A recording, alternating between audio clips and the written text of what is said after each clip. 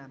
E vamos voltar a falar dos aspectos legais dos processos de impeachment com a consultora jurídica da TV Justiça, Karina Zucolotto. Karina, caso esse processo chegue ao final, e o impeachment seja aprovado no Senado, como fica a sucessão?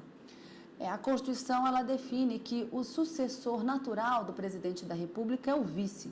E aí, quem assumiria a presidência da República até o término do mandato seria o vice-presidente Michel Temer. Caso, por algum motivo, não haja a possibilidade do Michel Temer, vice-presidente, assumir a presidência ou em razão de alguma decisão do Tribunal Superior Eleitoral, vamos trabalhar com essa hipótese, com essa cogitação, haveria o que a gente chama de vacância no cargo. O cargo é declarado vago. E aí, o Brasil não pode ficar sem presidente. Alguém tem que assumir a cadeira, tem que assumir esse navio. E aí entram os substitutos nessa hierarquia para a presidência da República. Substituto é todo aquele que vai assumir o cargo em grau, assim, de um momento temporário. Ele não vai ficar definitivo até o término do mandato. Então, a Constituição estabelece, se essa vacância acontecer nos 2 primeiros anos do mandato, já que a legislatura tem 4 anos, então nos 2 primeiros, havendo a vacância, quem assume a presidência em caráter temporário, a nível de substituição, é o presidente da Câmara dos Deputados, não podendo o presidente do Senado, não podendo o presidente do Supremo Tribunal Federal.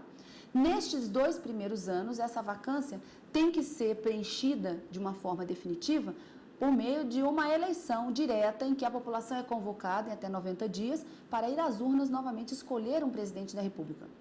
E aí, eleito, ele assume a presidência.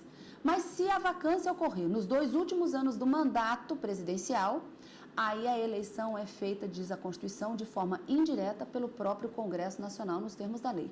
Então, nós temos várias hipóteses. Havendo o impeachment, presidente Dilma Rousseff sendo afastada em razão da resolução do Senado, pela condenação por crime de responsabilidade, assume o vice. Não podendo assumir o vice, assume temporariamente o presidente da Câmara ou o presidente do Senado, presidente do Supremo, e aí, nos 2 primeiros anos, eleições diretas, nos 2 últimos anos, eleições indiretas. Karina, você mesma disse que o processo de impeachment é um processo político, definido aí o rito, aliás, pela Justiça e também obedecendo à Constituição Federal. Se for tomada a decisão pelo impeachment, essa decisão é possível ser questionada no Supremo, por exemplo? Em tese, não. Em sendo um processo político, um julgamento, uma infração de natureza político-administrativa, essa decisão vai competir apenas ao Senado Federal, não sendo passível de recurso ao Supremo Tribunal Federal.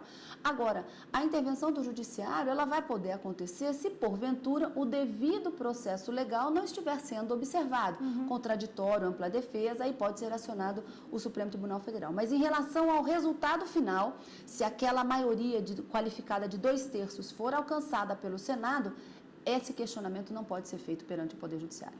Tá ótimo, Karina. Muito obrigada pela sua participação, pelos esclarecimentos a respeito do rito de impeachment. Obrigada. Até a semana que vem. Eu que agradeço.